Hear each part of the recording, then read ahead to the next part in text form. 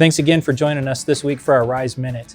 This month in April, we're looking at the subject of courage, and this week we're going to look at spiritual courage.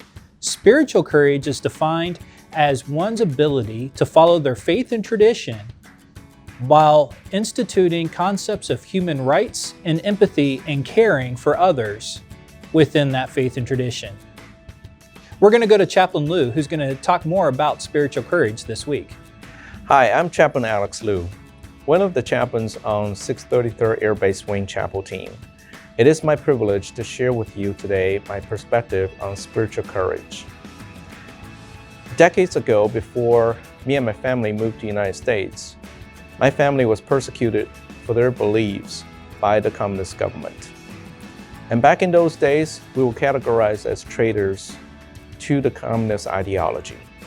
I like to share 3 ways and how my grandma demonstrated spiritual courage during those difficult years. And first, she believed in the tradition of serving. And secondly, she believed in the gift of caring. Lastly, she believed that her faith would carry her through a world that was out of control. See, my grandma was caught in the crossfire of those trying times. In her 20s, she gathered her courage and volunteered to be a combat nurse on the front lines when Japanese invaded in World War II. And later, she became the nurse in charge for the First Lady of the Chinese nationalist government in a hospital in Shanghai. Unfortunately, her brave act was viewed as supporting the old nationalist government by the communists who came into power after 1949. In addition to that, because she was a devoted Christian believer, she was also accused of treason and spreading superstition. When the Cultural Revolution started, she was locked up in a cell for months with little food and water.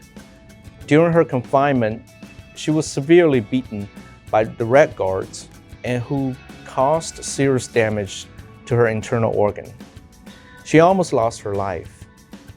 And through these trials, and she never agreed to any confession that the communists tried to force her to sign. And years after the Cultural Revolution had ended and she went to the hospital and visited her former supervisor, and who was the key person carried out her persecution. She not only forgave that man, but also prayed for his recovery beside his hospital bed. In my mind, that is what I understand to be spiritually courageous.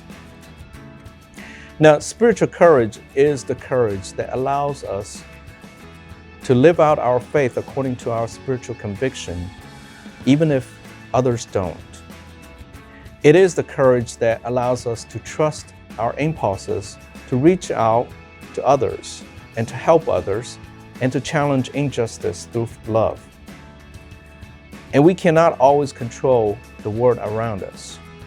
When the world seems to be out of control, it's important to hold on to our beliefs and traditions, serving and caring in faith. And that is spiritual courage. Well, thanks again for joining us this week. Next month, we start a new subject on strength. Join us as we look at different concepts regarding personal and physical and emotional strength, topping it off with spiritual strength.